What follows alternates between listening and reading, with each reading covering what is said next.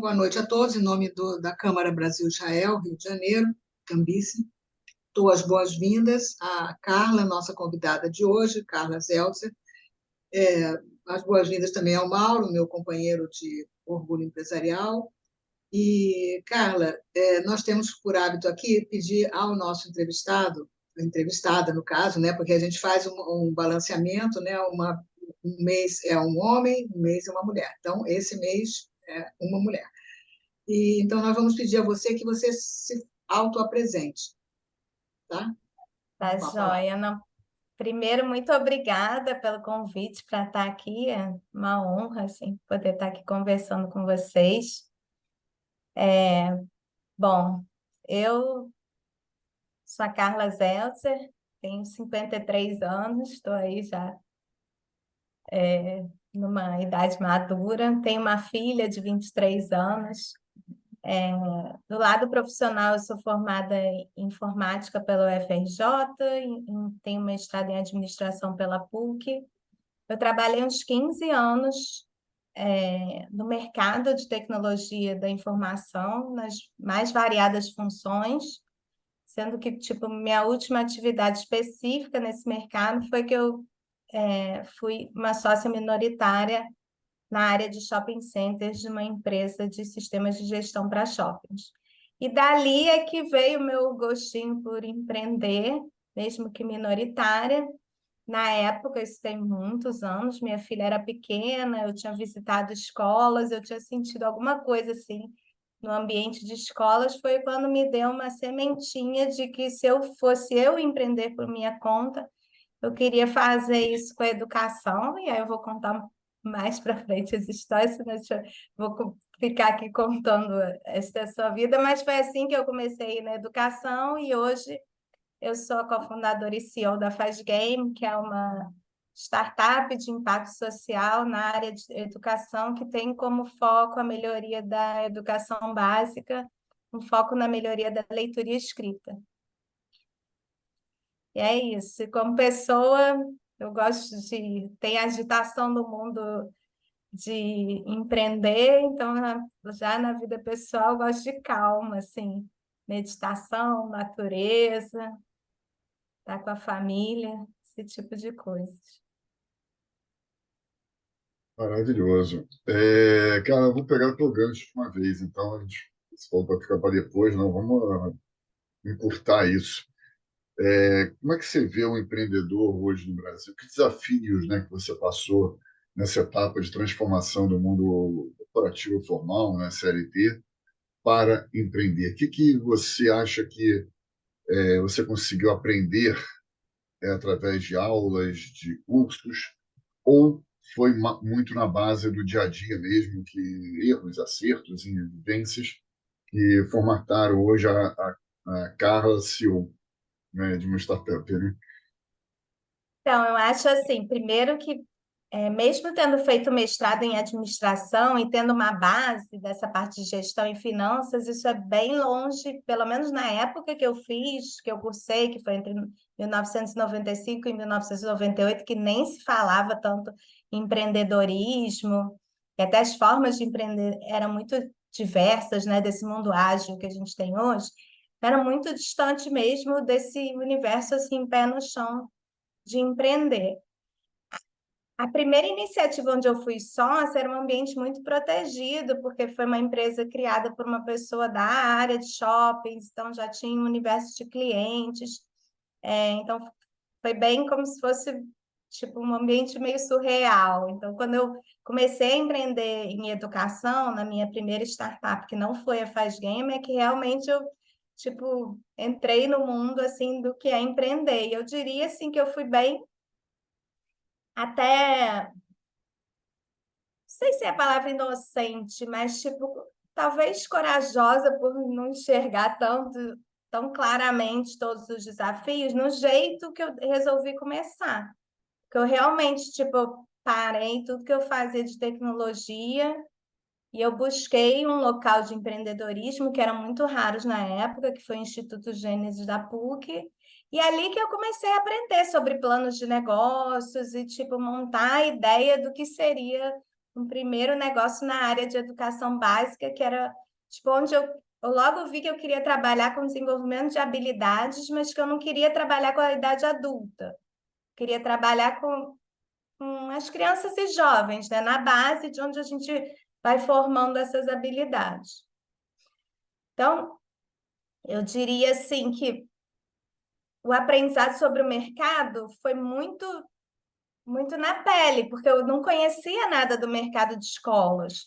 Eu poderia, por exemplo, ter optado, vou primeiro trabalhar numa escola, num grupo educacional, mesmo que fosse fazer um estágio, qualquer coisa para conhecer mais do lado de dentro antes de estar investindo tempo e dinheiro num negócio, né? Porque é uma coisa tipo muito preciosa, que parece que o relógio está contando super acelerado para as coisas tipo darem muito rápido, o mais certo possível, né?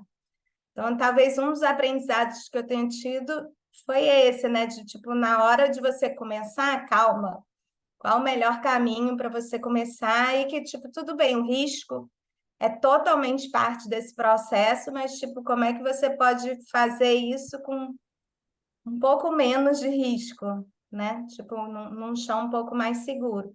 Mas eu diria que Validação, para... né, Bárbara? É a validação, né, que startup normalmente faz, né? A experimentação, a validação, porque naquela época praticamente ninguém se falava nisso, né? Nem Até se porque falava, não se falava e não tinha nada de ágil, né? Tipo, se falava de pilotos e, tipo, você ia testar o mercado, mas era uma coisa muito mais... Era bem diferente, né? De uns 10 anos para cá, eu diria que mudou muito, né? Tanto, e aí você perguntou do lado da educação, então, ao longo também dessa minha trajetória de empreendedora, até por essa necessidade de ter a validação do mercado, seja do mercado de investidores, de pessoas do ecossistema, de parceiros e de clientes, eu participei e participo até hoje de vários programas. E esses programas têm muitas atividades e etapas de capacitação. Então, eu diria que, sim, boa parte foi essa mescla assim, do mão na massa, mas com o apoio de inúmeros programas de aceleração e programas tipo nacionais e internacionais, e aí a gente vai tipo juntando assim o quebra-cabeça e vai se formando. Eu estou me lembrando agora nós tivemos um encontro pela Câmara Brasil-Israel com o Uri Levine, né, que foi o criador de várias startups e unicórnios, né, como o Waze. Então, ele disse, alguém perguntou para ele em uma palavra, o que ele buscava num CEO? Ele disse, eu busco um tomador de decisões acertadas. E como é isso? Como é que ele chega a decisões acertadas? Aí ele disse, experiência. E como ele adquire experiência? Errando decisões. É isso. muito bom. Com decisões erradas. Então, isso é que eu queria te perguntar.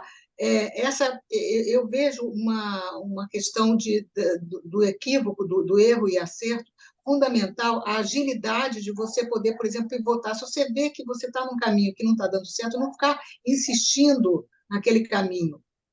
Você se apaixonar pelo problema e não pela solução, né? Quer dizer, então está sempre querendo melhorar. Como é que você vê isso? E aqui num ambiente como o Brasil, em que o erro é considerado algo horrível, terrível, né? Que é diferente de Israel, onde o erro é default, né? É o normal, qualquer negócio, as pessoas erram e não são punidas por causa disso. Como é que você Então, vê isso? eu acho que assim, o Brasil ainda é muito pouco propenso ao risco, e aí vem esse temor do erro, né? E tem a coisa até cultural e educacional, porque até toda a nossa educação, desde a educação básica, é pautada no acerto, quando a gente sabe que na prática é isso, você erra e aprende pelos erros, não por aquilo que você acertou, né? Tem que ter aquele chão, aquela pele. Eu acho assim, para essa parte do erro e acerto, eu diria que uma das características bem importantes para o empreendedor é essa flexibilidade, entendeu? Você não ficar fechado. Eu me lembro assim que desde o início da minha estrada empreendedora, eu estava lá no Instituto Gênesis da PUC, montando uma metodologia que eu queria trabalhar com competências. E aí eu esbarrei na teoria das inteligências múltiplas e achei aquilo fantástico. Estudei mentores, etc. Mas quando eu comecei a ir para as escolas e apresentar, era muita barreira, porque era uma linha pedagógica e cada escola tem a sua linha pedagógica. E aí atritava, mas quando eu falava a palavra habilidades empreendedoras, o olhinho de todo mundo brilhava. Aí me gerou essa possibilidade de caminho. É claro que eu estava também num lugar do empreendedorismo que me ajudou muito a moldar isso, né? Que é o Instituto Gênesis da PUC, com todo o lado da educação empreendedora, está na história, assim, no DNA da PUC. Mas aí com esses dois sinais, assim, estou num lugar que tem esse conhecimento. Estou vendo esse sinal do mercado e falei, poxa, então não dá para ir para esse lado das múltiplas inteligências, vou pelo lado de educação empreendedora. Eu acho que dentro desse universo de empreender foi um primeiro assim, exemplo assim, que eu posso dar. E assim, na história assim, da Faz Game, ela é tipo, tá na nossa trajetória assim, o tempo inteiro, desde que a gente tipo, começou como uma plataforma onde o nosso objetivo era trazer uma ferramenta que o professor pudesse trabalhar para dar uma aula mais dinâmica e motivadora.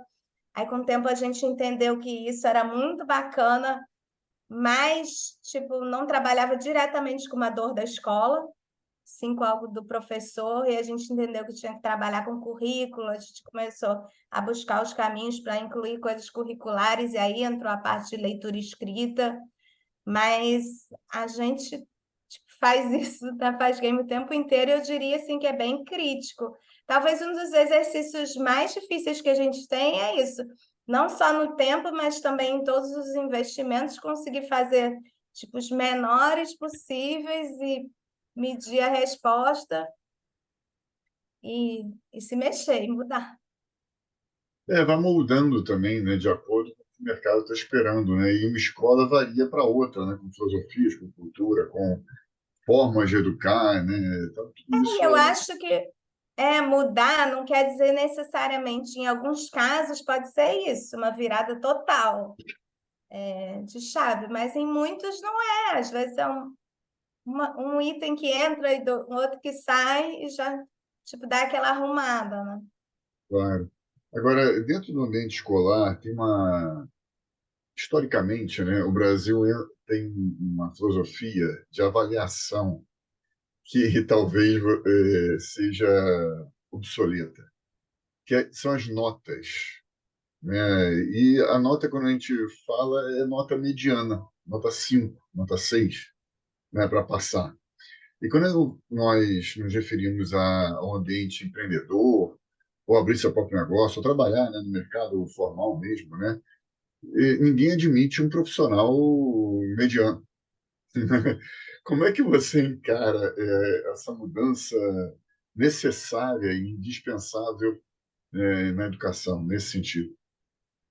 Eu diria, Mauro, assim, para além da questão de como é avaliado e se é por uma nota, essa nota tem um parâmetro, esse parâmetro é médio ou não, desde na idade escolar a gente tem uma questão séria, assim, que é a escola ainda é focada em conteúdo, em um caminhão de conteúdo.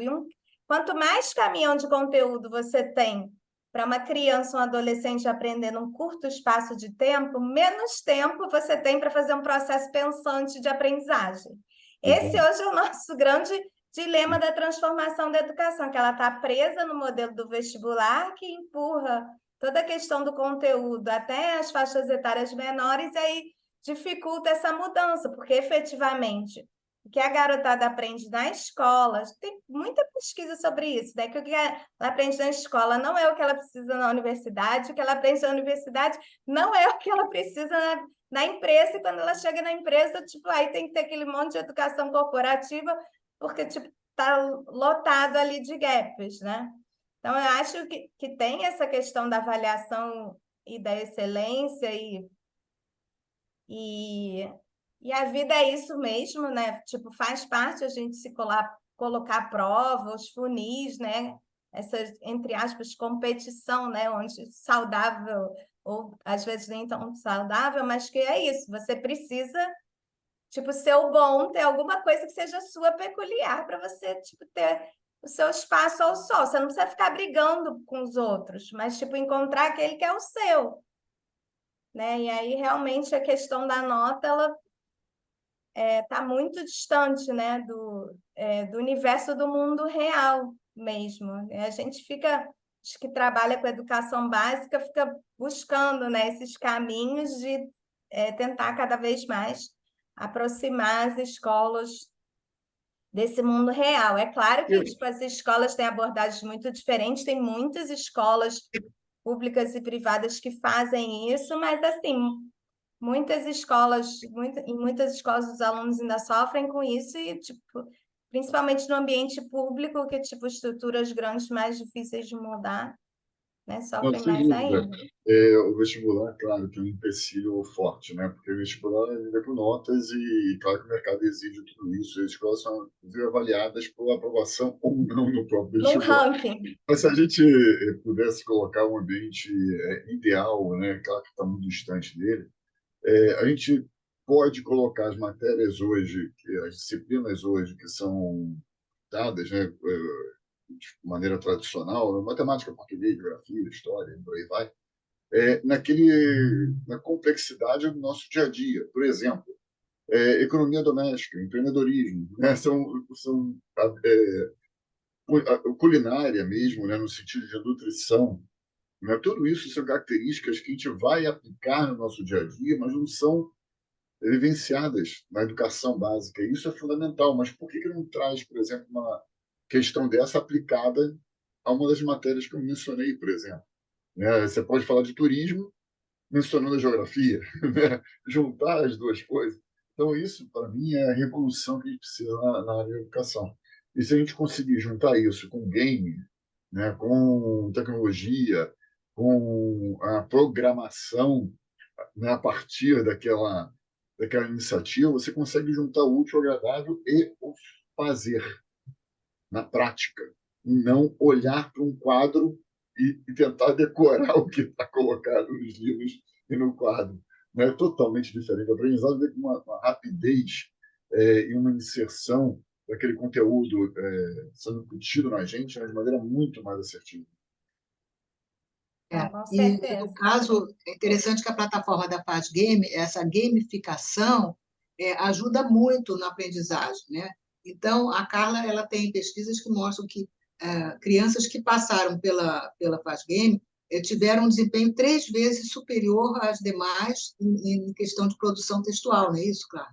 Quer dizer, você vê como é que a Isso. metodologia impacta violentamente na aprendizagem. E a gamificação me parece, uma ferramenta fundamental para desenvolver o interesse dos jovens. Você... Desculpe, o interesse e o gosto, né, pelo aprendizado. Hoje exatamente. Isso.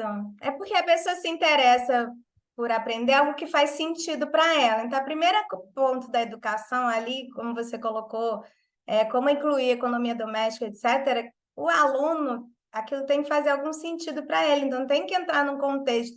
Mesmo que ele esteja estudando alguma coisa da antiguidade, tudo está conectado de alguma forma. Então, é saber fazer essa conexão e que ele busque para criar essas relações e aí fazer sentido. O que acontece é que, tipo, você lota de conteúdo e aí você não consegue, por exemplo, trabalhar todo um conjunto de conteúdos por projetos para fazer uma matriz. Então, as duas grandes dificuldades, estou falando assim, de modo geral, não falando de uma instituição de ensino ou outra em específico, mas de modo geral, a gente já sabe que quando os alunos se reúnem em grupo, vão estudar um assunto do interesse deles, se pesquisar e aí conectar com a matéria, aquilo que eles aprendem é tipo o melhor dos mundos, mas aí você precisa de um ambiente personalizado, professores e mentores para acompanharem, e a gente ainda está, tipo, a gente ainda não sabe fazer isso bem em escala. Por exemplo, em escolas muito grandes, redes de educação, acho que essa é que é uma complexidade. A gente, com a Faz Game, tenta trazer essa visão, entendeu, do aluno, tanto poder incluir, como a Henriette falou, essa autoria, de um modo simples, onde o professor de qualquer matéria pode usar a Faz Game para trabalhar aquele conteúdo dele e, em cima daquele conteúdo, fazer perguntas, gerar discussões com os alunos, e o aluno gera um game, um pequeno trecho, e aquilo que ele pensou para criar aquele roteiro daquela história, daquela narrativa, ele não esquece mais, quanto algo maior mesmo, tipo uma situação, problema, ou uma questão ligada ao meio ambiente, uso de energia, onde ele pare para pensar num problema maior, que aí vai estar ligado a vários conteúdos e várias matérias, e pense em como resolver esse problema e conte isso numa história. É exatamente isso, né? É trabalhar todos esses itens paralelamente, né? Então, por exemplo, uma coisa é o aluno ele ter que estudar num livro tradicional, impresso, e ser obrigado na página X está a resposta e a outra está a teoria, e aí ele cansa, depois de ler um pouquinho lá, já cansa, fica com sono e por aí vai. Agora, se você colocar ele em outro ambiente em que ele pega aquela teoria, leia aquela teoria, mas ele vai ter que construir um projeto, seja um game, seja algum outro projeto, na prática, e consiga transformar aquele conteúdo lá em algo concreto, né, na tecnologia, você está trazendo um outro tipo de ambiente para ele. Você está trazendo que a leitura aconteça também, porque tem que absorver para poder transmitir. Na hora que ele faz isso, Exatamente. é como se ele estivesse ensinando o game, né, a agir, o game, a tecnologia, a agir. Isso tem um poder impressionante, tanto de interesse dele, como da resiliência em terminar aquele projeto, como também na forma como ele vai conduzir tecnologicamente aquela situação. E no debate posterior, para poder sustentar aquela ideia através de perguntas que o professor pode fazer. Então, olha o processo aí que está sendo totalmente construído, mas dando uma base, seja de história, seja de geografia, seja de qualquer outra matéria, para que ele consiga raciocinar em cima daquilo. Isso, para mim, é a base de todo tipo do processo educativo, né, cara? Com certeza. E até dar dois exemplos, assim, só para ilustrar, tipo, com faixas etárias bem diferentes. Então, por exemplo, a gente rodou 2 desafios de criação de games, um para a faixa etária do ensino médio, de 15 a 17 anos, trabalhando energia limpa e renovável para alunos de todo o Brasil, e outro para a faixa etária menor, de 11 a 14 anos, trabalhando diferentes aspectos de diversidade.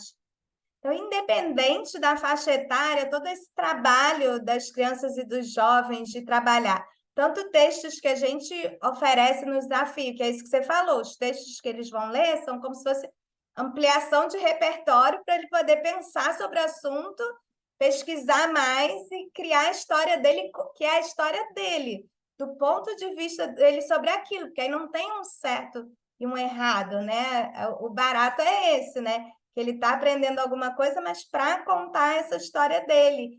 E aí, assim, vem histórias maravilhosas, e isso que você falou da resiliência, da persistência, porque criar uma história com início, meio e fim, encadeada, muitas vezes com mais de um final, porque a pegada da Faz Game é essa, você poder refletir na história que você está contando um pouco do mundo real, né?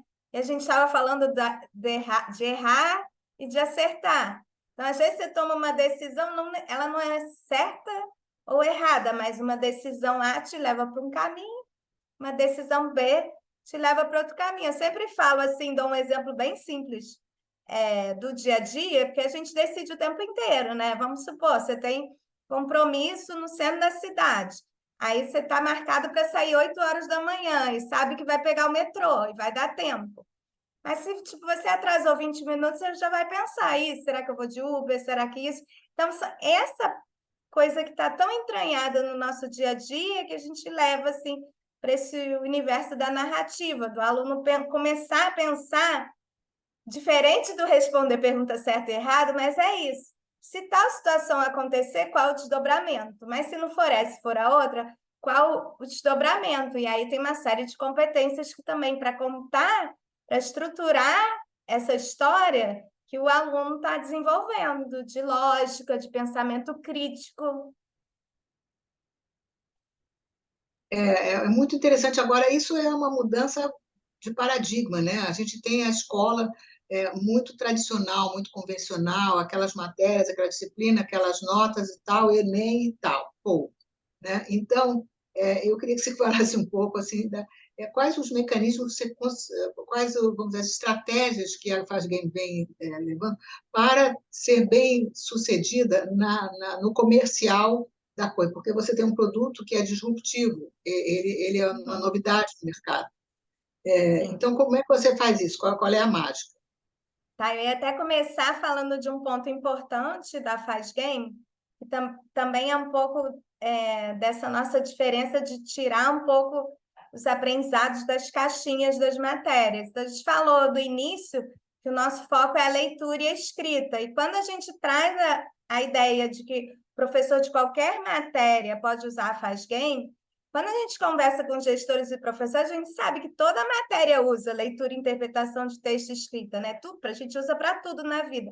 Mas o aprendizado fica numa caixinha.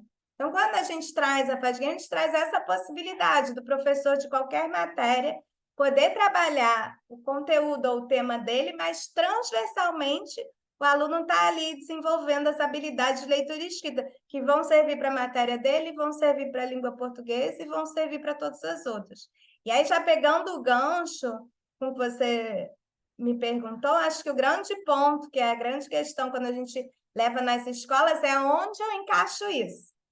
Onde eu encaixo isso? Porque se der muito trabalho para encaixar, não tem jeito, né? Tipo, não vai entrar. Então, a gente se preocupa na FastGame, por mais que a ideia em si seja disruptiva, mas que tem um jeito simples de encaixar no que existe hoje na escola, no currículo que existe de forma suave. Então, para isso, tem vários materiais pedagógicos que ajudam o professor de qualquer matéria a usar em uma aula, em 2 aulas, para ajudar ele a dar conta daquela matéria que ele tem que dar. Com o livro didático, às vezes não é livro, é sistema de ensino, com aquele material ali que ele está usando com o aluno. Então, pode começar de simples até o mais elaborado. É claro que a escola assim vai falar assim, eu tenho meu projeto de feira de ciências, eu posso usar FastGame? Perfeito. Eu tenho uma oficina de escrita criativa, posso usar a FastGame? Pode, mas ela está preparada para ser usada do jeito mais simples pelo professor ali na sala de aula. Carla, Esse é o trabalho que a gente está fazendo para essa inserção comercial nas escolas. Excelente, Carla. E você mencionou algumas palavras que é startup, disrupção, educação, né? Você teve alguma inspiração e ação também, né? Tá dentro de tudo isso, né? Mas você teve alguma inspiração nas características israelenses de atuar em termos de startup, de empreendedorismo, algum convênio, algum curso que você tenha feito em Israel, algum aprendizado, alguma troca? Como é que foi esse movimento, se é que existiu? Bom, primeiro assim, estudei minha idade escolar toda numa escola judaica, no Bar Ilan. Tive minha fase em Israel, tipo, eu fiz um período de faculdade de Israel, tranquei no Brasil, fui morar lá, fiz um semestre de Ternion. Eu ia morar em Israel e acabei voltando, foi na época da Guerra do Golfo. Então, tenho essa conexão com o judaísmo. Israel, acho que na parte das características, eu vou falar algo que eu não sei se está 100% ligado ao empreendedorismo na visão de vocês, mas é uma coisa que rege a minha vida, que é esse sentimento de liberdade. Apesar de empreender ser uma dureza do caramba, mas é uma liberdade que você tem de colocar a sua disposição, a sua energia, aquilo que você é bom, aquilo que você quer ser bom, em coisas que você realmente acredita. Eu acho que o nosso povo é um povo em busca, milênios em busca de liberdade. Então, tem um valor enorme, assim, para mim, essa questão da liberdade, é um dos valores principais, eu acho que vem disso. Agora, também, eu nunca fiz nenhum curso em Israel relacionado a isso, realmente eu estudei só na faculdade, era num tempo que não se falava em empreendedorismo, era 1990, recente, eu não tive ainda nesses programas que existe, mas eu, na incubadora do Gênesis, então eu tive 2 mentores, que por coincidência da comunidade judaica, um que foi bem no início, que tipo, aquela pessoa que tipo, você acha que você não é empreendedor, e ele não, vai lá, você é empreendedora, que é o Alfredo Laufer, super grata, e outro que fez muitas empresas que bombaram aí no Gênesis foi o professor César Salim, um tempo depois. Então, foram 2 pessoas que eu diria que lá atrás me ajudaram muito a formar a veia empreendedora e até, tipo, a resiliência, sabe? Não desiste, porque o que você está fazendo, por mais que seja difícil, é importante, faz sentido, etc. E dando força e me ajudando a construir esse perfil empreendedor. Porque a gente, quando estuda empreendedorismo, é muito isso, de que as pessoas têm experiências familiares e daí vem essa veia empreendedora e que isso ajuda. Tem muito estudo disso, né? Eu, apesar de, tipo, do meu pai ter sido um pequeno empresário, mas, tipo, eu vim muito de casa com essa visão de tenha segurança, tenha alguma coisa estável, etc. Então, foi muito uma coisa minha de procurar algo que fizesse mesmo sentido, e aí eu acabei encontrando nessa junção do empreendedorismo com empreender em educação e poder fazer esse mix e usar e desenvolver as competências. É interessante que você está juntando diversas coisas, mas eu queria que você falasse mais da questão do impacto, porque você começou dizendo a Fazgame é uma startup de impacto. Você esteve semana passada com o Yunus, né, economista, Prêmio Nobel da Paz, e a Fazgame é uma das primeiras das 16 startups brasileiras que foi contemplada com recursos da Yunus Negócios Sociais. Como é que foi a sua interação com ele? Como é que ele vê o seu negócio como um negócio de impacto? Fala um pouco sobre essa questão do impacto. Está muito em voga, mas as pessoas não sabem o que é. Algumas pessoas se surpreendem. Ué, mas não é uma edutech? Como é que uma edutech é impacto? Quer dizer, não percebem como uma edutech pode ser, e é na veia, né? Impacto na veia. Na verdade, tipo, todo que é conceitualmente um negócio de impacto é aquele que não é focado só no lucro. Ele é focado também em ter algum benefício real para a sociedade, né? Então, essa é a característica principal de um negócio de impacto. Como, tipo,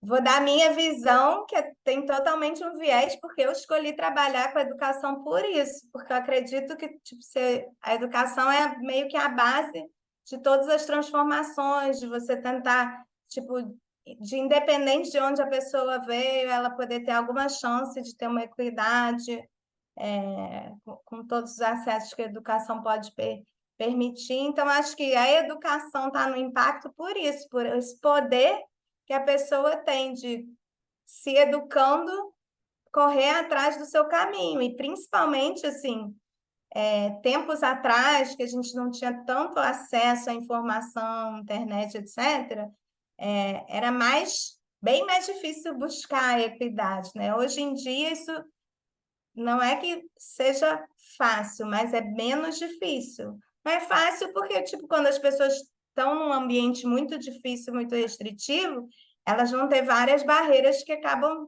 dificultando ela de chegar, desde a situação familiar, do ambiente, do local que ela vive, vários dramas sociais aí que a gente tem. Mas ter isso mais acessível, isso dá essa possibilidade dela ir de encontro. Eu acho que a educação é isso,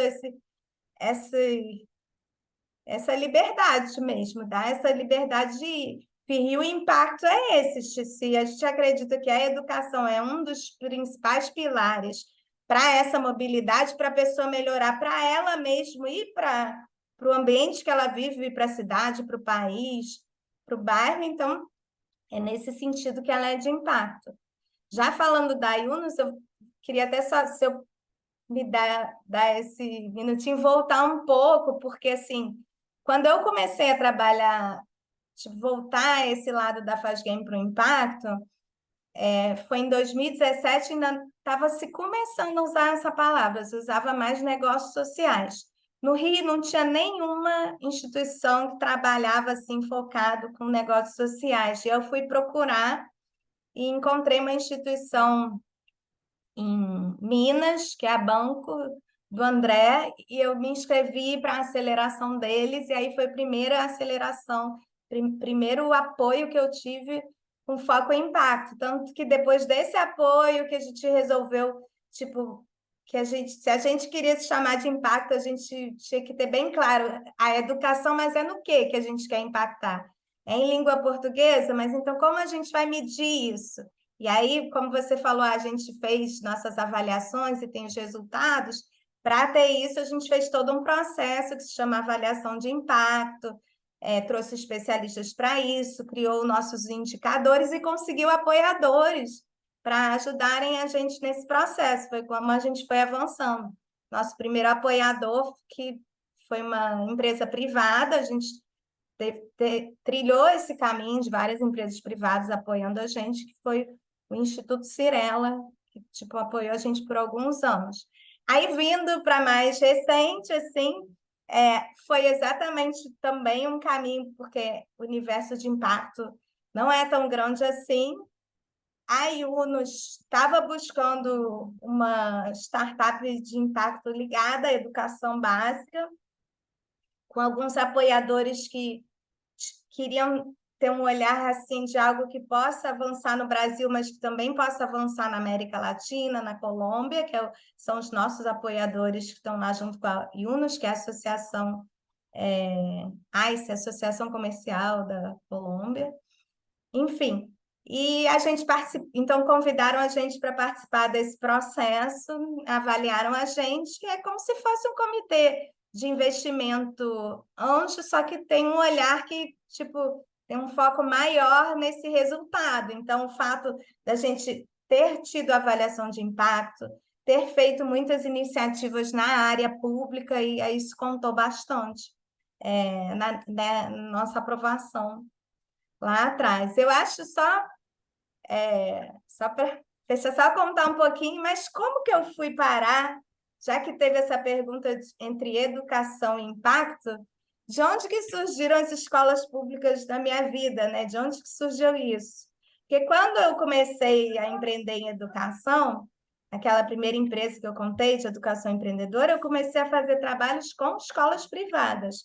Eu sou aqui do Rio, né? Do município do Rio, até procurei a Secretaria Municipal de Educação do Rio com uma vontade de fazer, mas eu nunca tinha feito nada em educação, meu projeto ficou lá, sei lá, numa fila. Te entregava em papel na época. Mas aconteceu que eu procurava as escolas e dizia: eu posso fazer o seu projeto de empreendedorismo que você quiser com seus alunos, porque empreender é isso. Você ter uma ideia e transformar ela numa coisa concreta. E nisso, duas escolas quiseram trabalhar comigo, que chamava na época empreendedorismo social. E aí, numa dessas escolas, que foi o Colégio São Vicente, que no Cosme Velho, eles faziam um trabalho específico com uma comunidade da Pavuna, era uma comunidade muito abaixo da linha da pobreza, um trabalho que envolvia os funcionários, os alunos, e aí eu ajudei meio a formatar, a montar uma parte desse projeto, e foi assim que eu subi a primeira vez no morro, numa comunidade, não é igual subir na Rocinha, é uma comunidade assim, muito abaixo da linha da pobreza, onde, tipo, casa sem chão, um banheiro sem vaso sanitário, casa sem janela, e foi isso. Quando eu vi aquilo não saiu mais, aquilo anda comigo, assim, não é algo que você pode, isso tem muitos e muitos anos, acho que foi 2008, mas aquilo está sempre junto comigo, então é um pontinho assim, tipo, a gente sabe que a gente tem uma empresa, a empresa tem que ser sustentável, tem que dar resultado, tem que trabalhar com educação privada, mas, tipo, eu sei que a melhoria da educação pública vai estar sempre com a gente, porque por isso estar aqui dentro de mim atrai, tipo, atrai o tempo inteiro. Carla, você se encontrou, como a Inete lembrou bem, com o Prêmio Nobel da Paz. Uma coisa é ser investida pela empresa, outra coisa é você se encontrar presencialmente com ele. Como é que foi essa troca?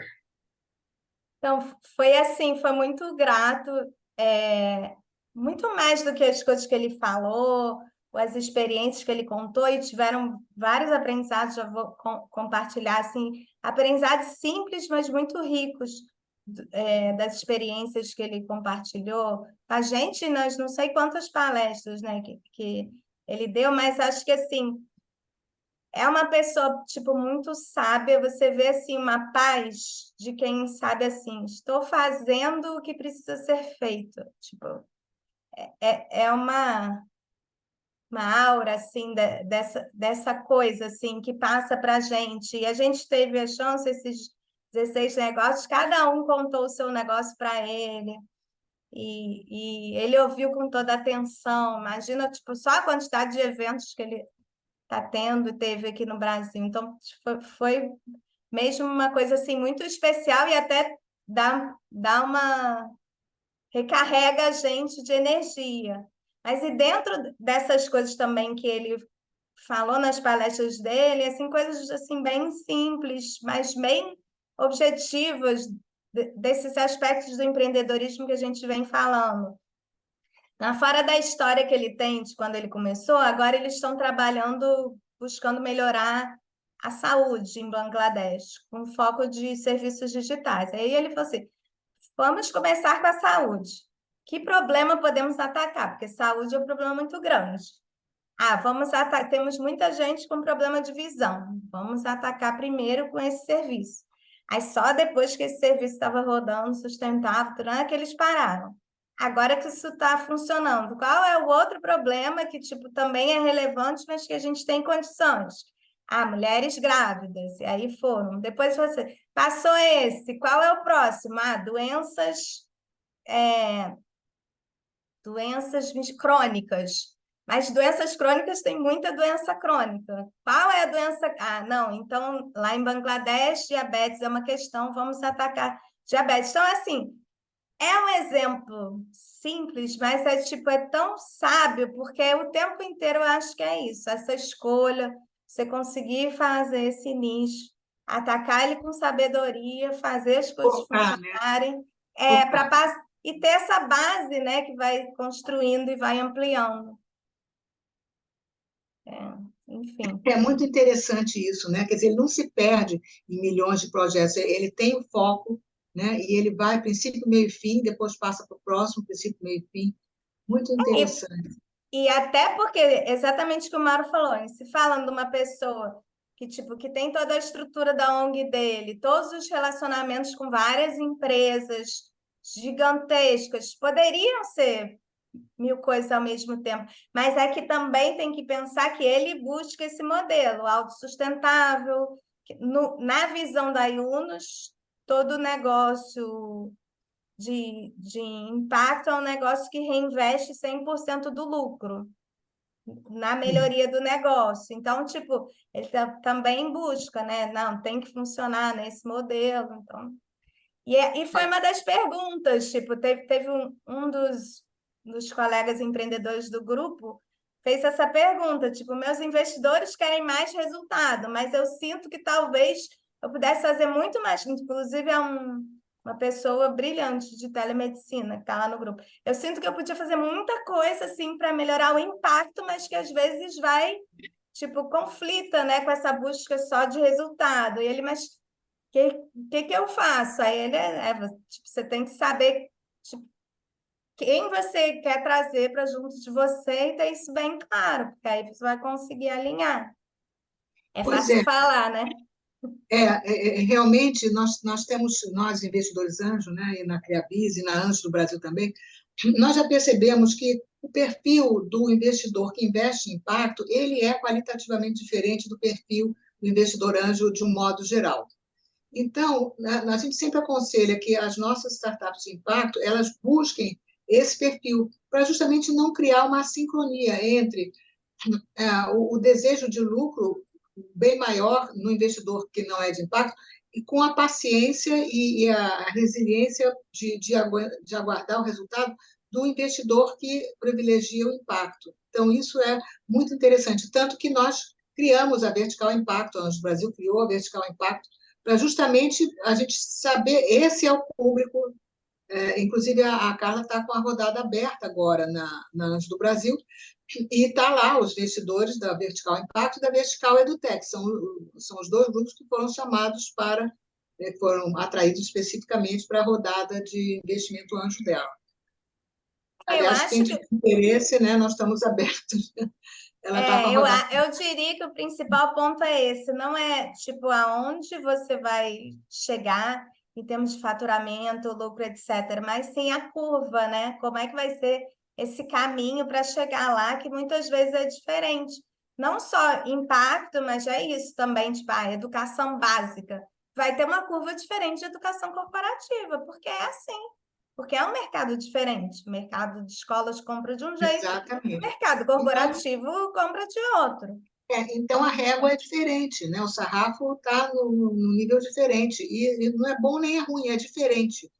Então, Isso, é porque a muito gente tem que importante. trazer, como você falou, Henriette, a gente está com a rodada aberta, a gente já teve assim muita felicidade de trazer o grupo da Venture, né, da Prado É, Tech com a gente em abril. Agora, entre setembro e outubro, a gente fechou o aporte da FDC Angels, que é um fundo todo focado em impacto.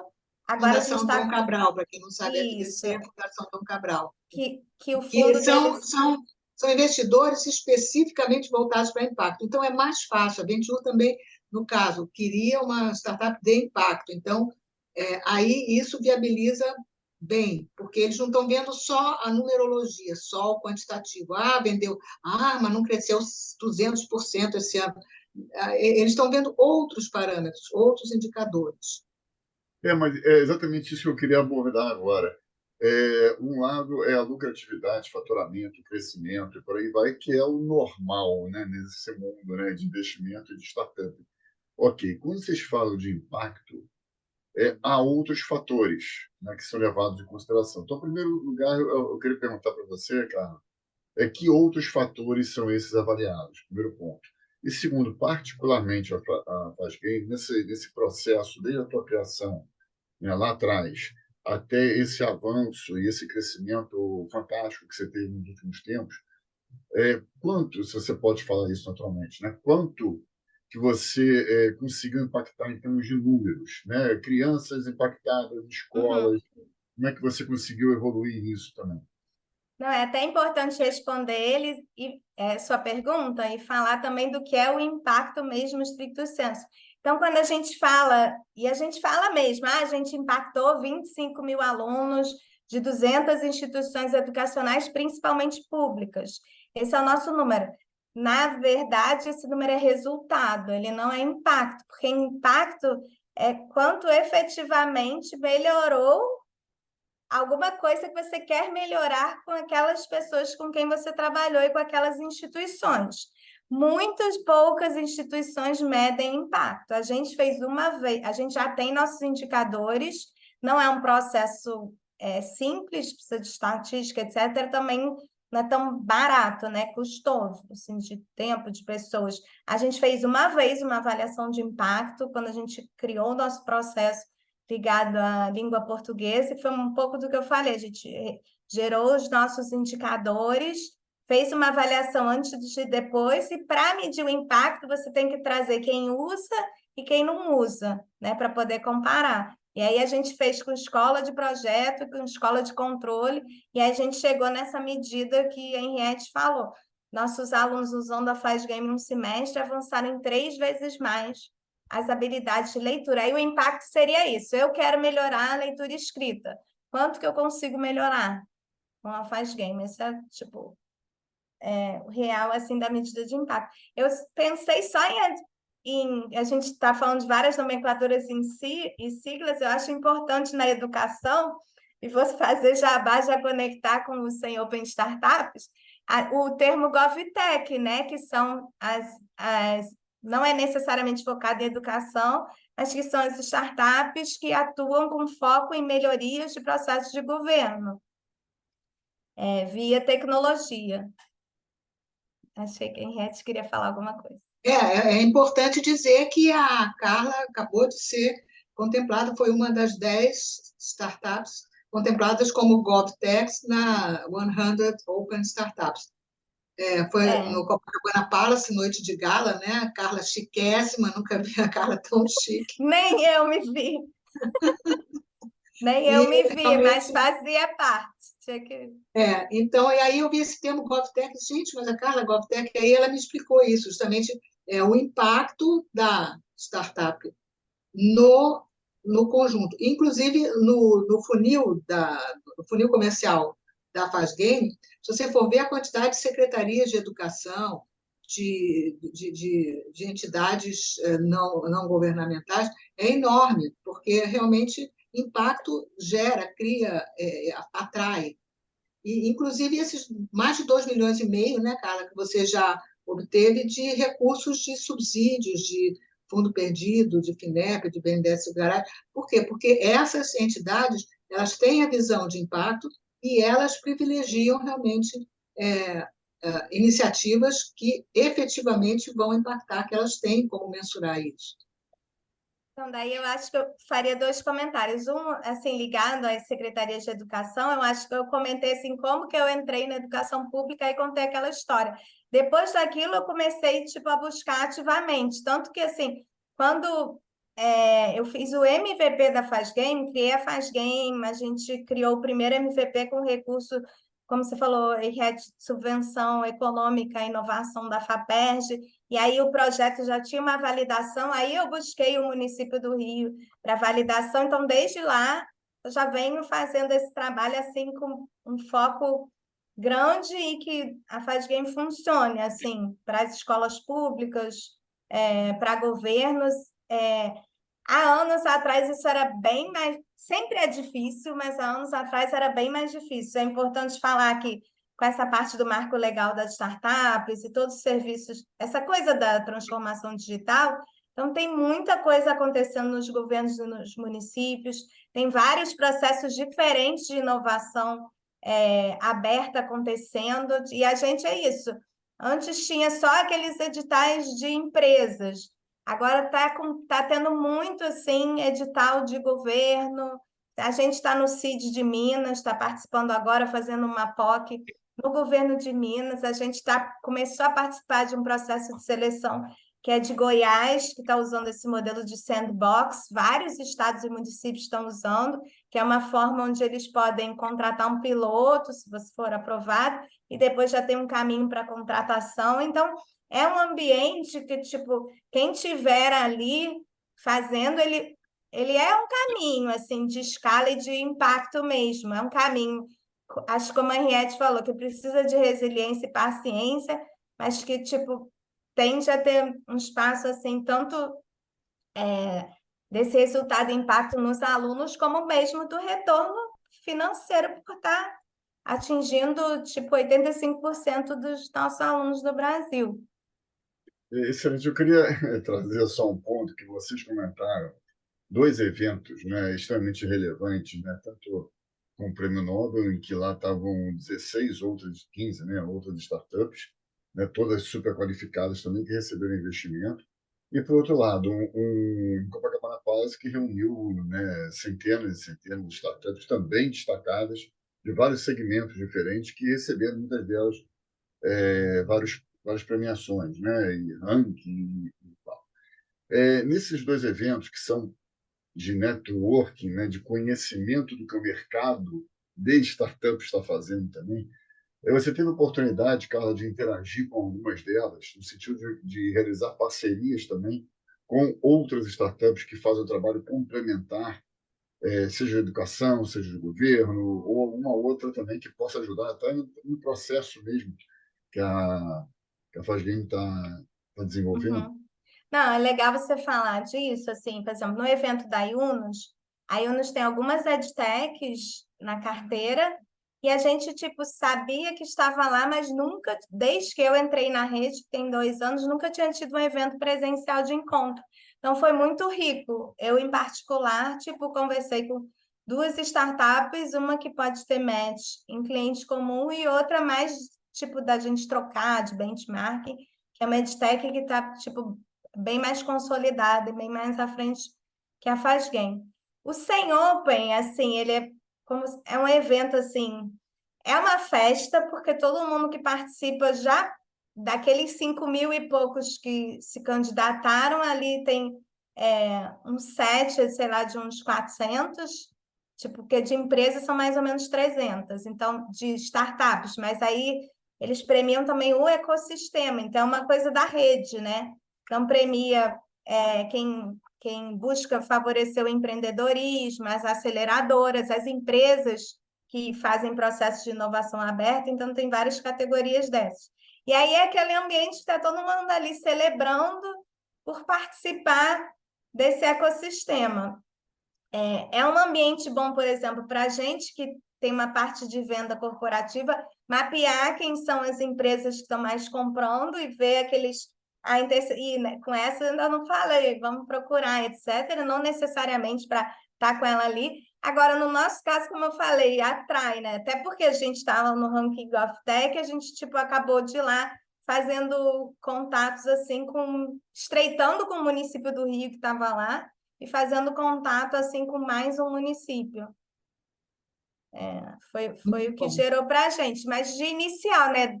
Tem agora uma divulgação do ranking, né? Que está só começando, mas acho que o principal é tendo o selinho, ele é mais um selinho de respaldo, né? A gente já tinha o selo GovTech, a gente foi acelerado pela Brasil Lab, que é uma aceleradora com foco em GovTech, e a gente tem esse selo de GovTech, e agora o Sem Open consolida isso. Bom, o relógio está tá me chateando aqui, dizendo que a gente está na hora. Eu, por mim, continuaria aqui, mas então eu queria passar a palavra para a Carla, primeiro para o Mauro, depois para a Carla, para as palavras finais, agradecendo muito e, novamente, convidando a quem quiser participar da rodada, está em aberto, pode falar comigo ou com a Carla e a gente dá todas as coordenadas. Muito obrigada, Carla. É excelente receber aquela mostrança de disrupção que você está propiciando para o próprio mercado, no setor particularmente de educação e de governo, né? Dois setores extremamente carentes, né? Que precisam ser movimentados, né? Em vários sentidos, né? Então, quero parabéns pelo trabalho, continua nessa pegada aí extraordinária. Cresça, cresça, cresça, voo cada vez mais alto aí, que a gente está torcendo por você, o que a gente conseguir colaborar. Eu acho que todos nós, na sociedade como um todo, eu acho que vai ser um ganho exponencial, né, para todos que estão recebendo esse impacto, né, a palavrinha que a gente falou tanto aqui. Parabéns, cara. Obrigada mais uma vez, assim, foi um prazer, assim, falar desse assunto que eu nem posso dizer que apaixona, porque é isso mesmo, né? Começa a falar e não para. Agradecer por estar aqui, Mauro, Henriette, pelo convite. Reforçar o que a Henriette falou, a gente está com a rodada de investimentos aberta, então quem se interessar, quem tiver gostado aqui do papo, quiser continuar conversando, é só procurar a gente.